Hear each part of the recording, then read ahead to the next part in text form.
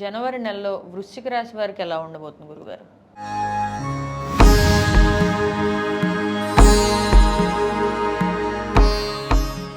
హరిత గారు, మనం వృశ్చిక రాశి కనుక చూసుకుంటే ఫస్ట్ ఇందులో ఉన్న నక్షత్రాలు చూద్దామండి. విశాఖ, అనురాధ, జ్యేష్ఠ, ఇవి 3 నక్షత్రాలు ఇందులో ఉంటాయండి. అందులో విశాఖ 4వ పాదం, అనురాధ 1, 2, 3 పాదాలు, 4 పాదాలు, జ్యేష్ఠ 1, 2, 3, 4 పాదాలు అంటే వృశ్చిక రాశిలో వస్తారని గమనించాలి. అంతేకాకుండా పేరు బలం కనుక మనం చూసుకుంటే తో, నా, నీ, ను, నే, నో, యా, ఈ, యు, ఈ అక్షరాలు మోరార్లెస్ ఇదే సౌండ్తో ఉన్న ఎవరైనా కనుక బాగా పాపులర్ అందరూ పిలిచే కనుక పేరుంటే వాళ్ళది కూడా వృశ్చిక రాశి వస్తుందని గమనించుకోవాలి. మనం గ్రహస్థితిని కనుక గమనిస్తే సూర్యుడు మకర రాశిలో 14వ తారీఖున, బుధుని యొక్క సంచారం ధనుసు రాశిలో 4వ తారీఖున, శుక్రుడు కుంభరాశిలో 28th జనవరి నుంచి, కుజుడు వచ్చేటప్పటికి మిథున రాశిలో 21st నుంచి మిథున రాశిలోకి వెళ్తూ ఉన్నారండి. ఈ యొక్క గ్రహస్థితిని బట్టి వృశ్చిక రాశి వాళ్ళకి ఎలా ఉందో చూద్దాం. ఇందులో మనకి చూసుకుంటేనండి సూక్ష్మ గోచారం, లఘు గోచారం ప్రకారం వెరీ సమరీ అనమాట. న్యూస్లో హెడ్లైన్స్ లాగా, ముఖ్యాంశాలలాగా మొత్తం మనం సమరీ తెలుసుకోవచ్చు. ఇందులో సూర్యుడికి మారక ముందు అంటే సంక్రాంతి పండగ ముందు అని చెప్పుకోవాలి, తర్వాత అన్నట్లు చెప్పుకోవాలన్నమాట. ముందు కనుక చూస్తే వీళ్ళకి ధనం, దేహరుజం, అర్ధాక్షం, విభూతిం అని చెప్తారు. అంటే ఫస్ట్ వీళ్ళకి ధన ప్రవాహం చాలా బాగుంటుంది. తర్వాత ఈ ఓవరాల్గా ఫస్ట్ 15 days చాలా ప్రాస్పెరిటీగా అభివృద్ధి చెందుతూ ఉంటారు. అయితే అర్ధాక్షయం, ధనం వచ్చే అవకాశం ఎక్కువగా ఉంది, ధనం కూడా విపరీతం ఖర్చు అవకాశం ఎక్కువగా ఉంది.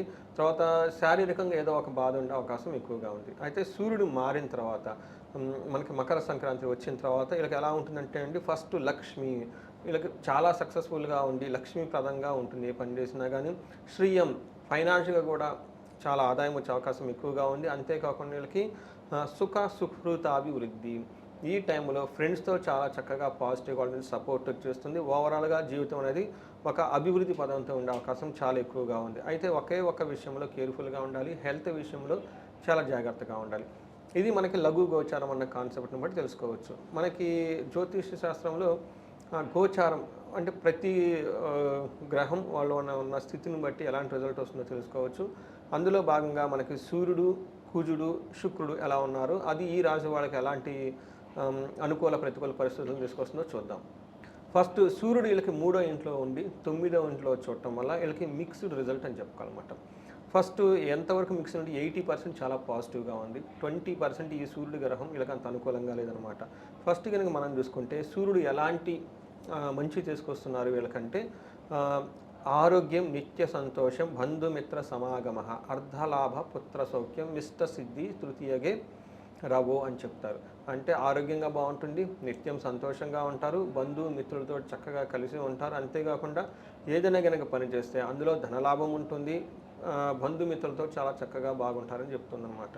అయితే వీళ్ళు 9వ ఇంటి నుంచి చూడటం వల్ల ఫాదర్కి సంబంధించిన హెల్త్ విషయాల్లో కొంచెం కేర్ఫుల్గా ఉండటం ఎంతైనా అవసరం. ఇది కొంచెం గమనించుకొని వాళ్ళు ఏదైనా హెల్త్ కాంప్లికేషన్ ఏదైనా కనుక కంప్లైంట్ చేస్తే వెంటనే రెస్పాండ్ అయ్యి కనుక వాళ్ళకి చూపిస్తే చాలా బాగుంటుంది. నెగ్లెక్ట్ చేయకుండా కొంచెం ఫాస్ట్గా రియాక్షన్ ఉండాలి.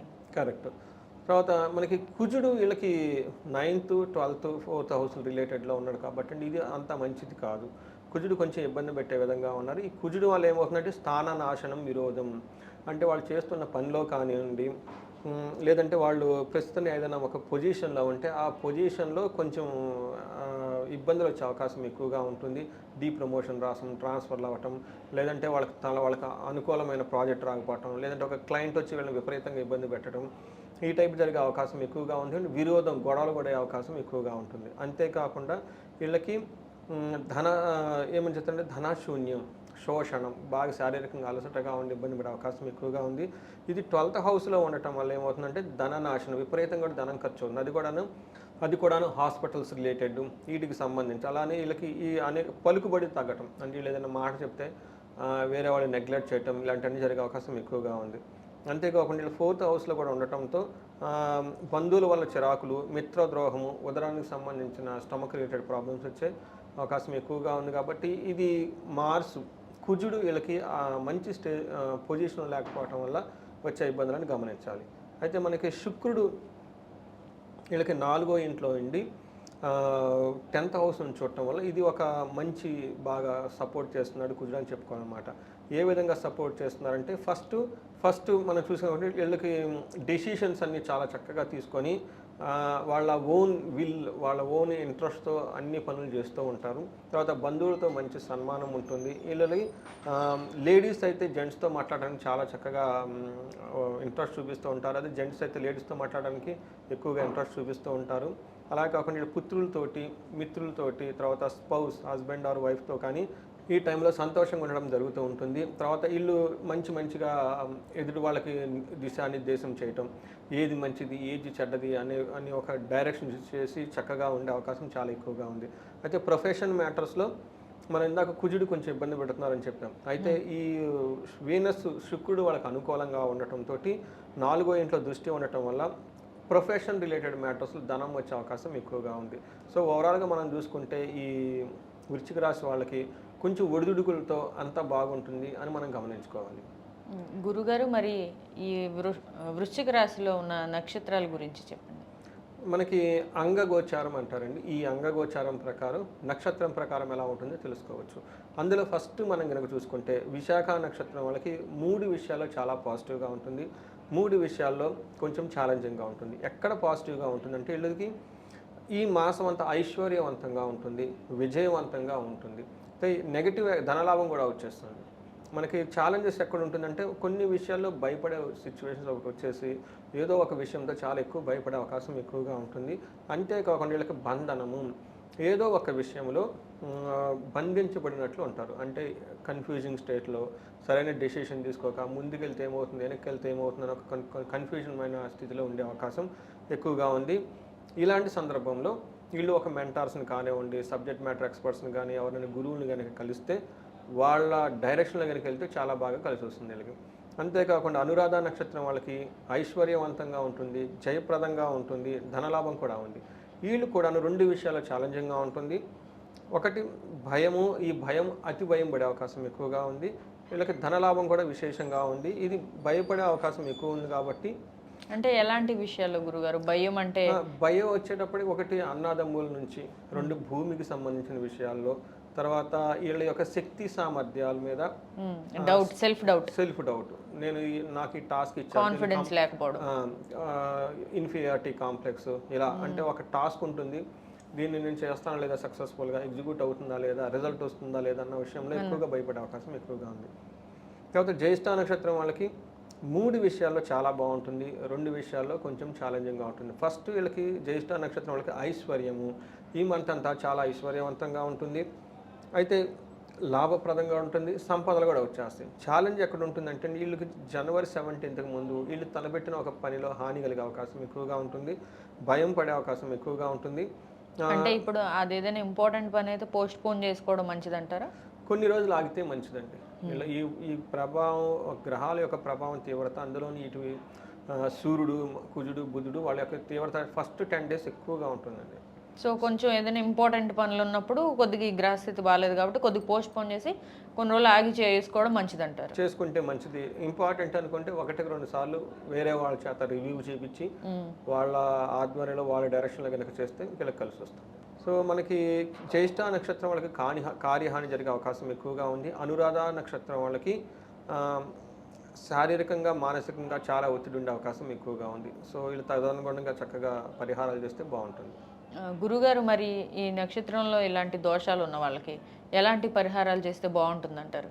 సో కుజుని వల్ల అతిగా భయపడే అవకాశం ఎక్కువగా ఉంది. కుజునికి సంబంధించి కందులు గనక 1 కేజీ బావు గనక దానం చేస్తే కుజుని పెట్టే బాధలు ఉంటే పోతాయి. అంతేగాని కుజుడికి అధిష్టానం చేస్తూ సుబ్రహ్మణ్యేశ్వర స్వామి, ఈ టైంలో సుబ్రహ్మణ్యేశ్వర స్వామిని ఆరాధన చేసినా కానీ చాలా బాగుంటుంది.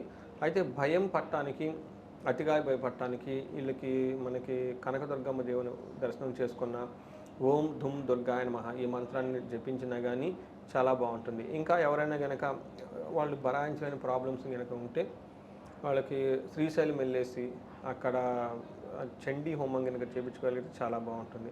ఈ మంత్ అంతా చాలామందికి ఐశ్వర్యవంతం, ధన ప్రవాహం వచ్చే అవకాశం ఎక్కువగా ఉంది. అయితే కొంతమందికి మాకు ధనం వస్తుంది కానివ్వండి, కమిట్మెంట్స్ చాలా ఉన్నాయి, వాటికి సంబంధించి మనం అందుకోలేకపోతున్నాము. కొంతమంది ఎక్కడో అప్పులు చేస్తుంటారు, వడ్డీలు కట్టాల్సి ఉంటుంది, వస్తుంది ధనం, వీటికి కట్టడానికి సరిపోతుంది, కానీ వచ్చినట్టు అయిపోతుంది. అవి ఇంక సరిపోవాలి, కమిట్మెంట్స్ సరిపోనమాట. అంటే వాళ్ళకి అవసరం ఎక్కువ ఉంటుంది, వచ్చే డబ్బు తక్కువ ఉంటుంది. ఇలాంటి వాళ్ళు కుబేర పాశుపత హోమం కనుక చేయించుకుంటే చక్కగా వాళ్ళకి చేతి నిండా డబ్బు ఉండేసి సమాజంలో మంచి ఉన్నతంగా ఎదిగే అవకాశం ఎక్కువగా ఉంటుందండి. రైట్ గురుగారు.